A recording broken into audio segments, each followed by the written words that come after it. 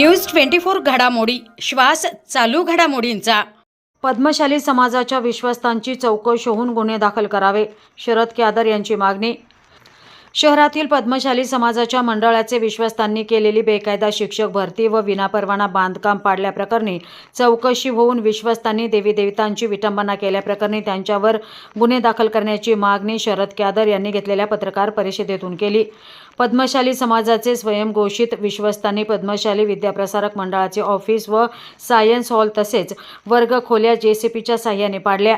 या स्वयंघोषित विश्वस्तांवर गुन्हे दाखल करावे तसेच पद्मशाली विद्याप्रसारक संस्थेचे स्वयंघोषित बेकायदेशीर विश्वस्तांकडून बेकायदेशीर शिक्षकांची भरती करून मोठ्या प्रमाणात आर्थिक फसवणूक करण्यात येत असून त्यांची सखोल चौकशी व्हावी।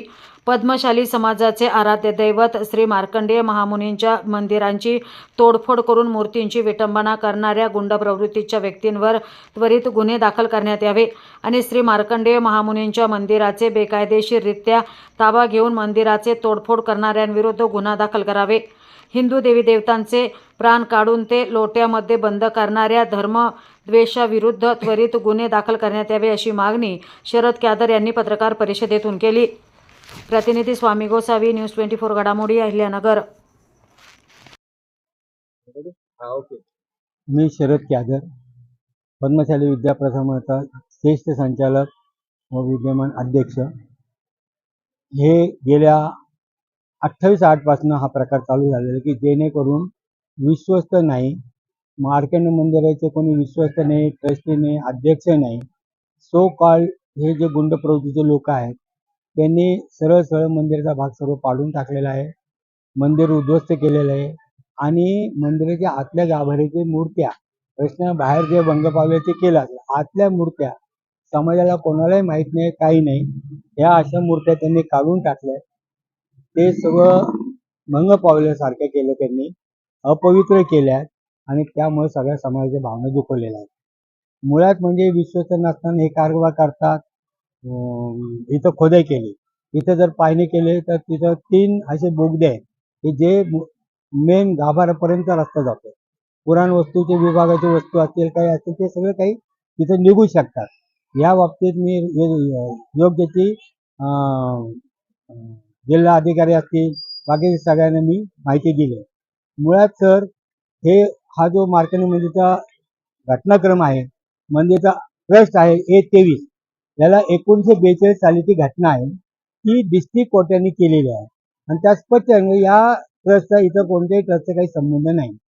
आणि 2042 ती जी घटना शासकीय घटना आहे, ती घटना स्टॅटिक कमिशनला बदलायचा अधिकार नाही।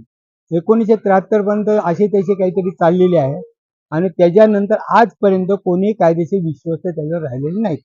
म्हणून मी स्वतः स्टॅटिक कमिशन पुणे, मुंबई, नगर ह्याच्यावर प्रशासकीय कमिटी माहिती आहे की जेणेकरून हा जो प्रॉब्लेम चाललेला आहे, जर आपल्याला हेरिटेज करायचं असेल, कारण 100 वर्षापूर्वीचं मंदिर आहे, जर भारतात फेमस आहे, तर हेरिटेज करायचं असेल, शासनाची मदत घ्यायची असेल तर त्याला कायदेशीर विश्वस्त लागणार आहे।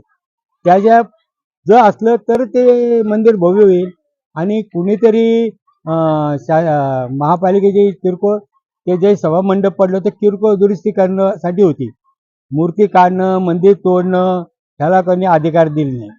आणि दुसरी गोष्ट अशी आहे की शाळेच्या ताब्यात जी काही मार्कंडेय मंदिराची जागा ताब्यात 49 वर्षाचा करार आहे, तो कराराचा भंग मुख्याध्यापक संदीप खिडणप असतील, तो काळ आमचे सिद्धम सर असतील आणि काही विश्वस्त यांनी काय केलं, त्यांनी 28/8 ह्या गुंड लोकांच्या ताब्यात सरळ सरळ करार देऊन टाकलेले, म्हणजे कराराचा भंग केलेला आहे। ते विश्वस्त नसताना त्यांच्या ताब्यात दिले आणि 28/8 पासनं सगळं तोडफोड झालेली। तिथं सायन्स हॉल होतं, ऑफिस होतं, सगळं होतं। त्या करारात 49 करार सरळ स्पष्ट लिहिलेले की ती बॉम्बे स्टॅटिक कमिशनने परवानगी देऊन 49 करार केलेला आहे। तो जर करार मोडायचा असेल, करायचा असेल तर स्टॅटिक कमिशनच्या परवानगी काही करता येत नाही। हे एक झालं। दुसरी गोष्ट 2014 मध्ये माननीय दिलीप गांधी स्वर्गीय यांनी 40 लाख रुपये दातरंगवाड्यातल्या जागेसाठी 32 पोट्यांना प्राथमिक विद्यालयाच्या नावाने दिलेले आहेत। मग ती जर बांधकाम झालेली शाळेच्या नावावर, तर माझी पहिल्याच मागणी होती की 32 पट्ट्याने जे प्राथमिक विद्यालय आहे त्या जागेत हलवावं, की जेणेकरून 40 लाख त्या शाळेच्या नावानं आलेले आहेत. परंतु 10 वर्षात त्यांनी ह्या गुंड लोकांनी ताब्यात ठेवले. तो मंगळाबाचे छिंदम बंधू असतील, वर्षाला मंगल कार्य करून 15 ते 20 लाख रुपये दरवर्षी मिळतात. असे 10 वर्षात 2-2.5 कोटी रुपये गफला केलेला आहे, पैशाचा अफार केलेला आहे. त्याला कोणी विचारायला तयार नाही. आणि हे गुंड प्रवृत्तीचे लोक असल्यामुळं यांच्या विरुद्ध कोणी आवाज उठवायला तयार नाही. सर, यांची पार्श्वभूमी पाहून घ्या. तो मनोज दोलम असेल, हे छिन्नम बंधू असतील, यांची पार्श्वभूमी घ्या. तडीपार लोक आहेत हे. आणि ह्या गुंड प्रवृत्तीच्या विरोधात आवाज उठवायला कोणी तयार नाही. मी पूर्वीपासून या शाळेच्या विश्वस्त आहे. त्यावेळेस सुद्धा पद्मशाली विद्याप्रसारक मंडळाची डिस्ट्रिक्ट कोर्टाने केलेली घटना आणि डिस्ट्रिक्ट कोर्टाने केलेली कमिटी, त्याचा मी अध्यक्ष आहे. आज माझ्याकडे कागदपत्र, मी अध्यक्ष आहे. पण हे सो कॉल्ड बेकायदेशीर लोकांनी पैशाचा अपार करणे, सगळं गडबड करणे. आणि मी संचालक शिक्षण खातं तिकडेही तक्रारी केलेल्या आहे की शाळेला जे अनुदान आलेले आहे, जे फर्निचर तोडलेले आहे, सगळे 30 ते 40 लाखाचे दांडे वाचे पत्रे होते, ते विकून मोकळे झालेत. माझं म्हणणं आहे की ते JCB लावलेले ते सगळे जप्त करा, त्यांच्यावर कायदेशीर कारवाई करा. तर प्रशासनाकडे एवढ्या तक्रारी केल्या, त्यांच्यावर FIR दाखल करत नाहीत.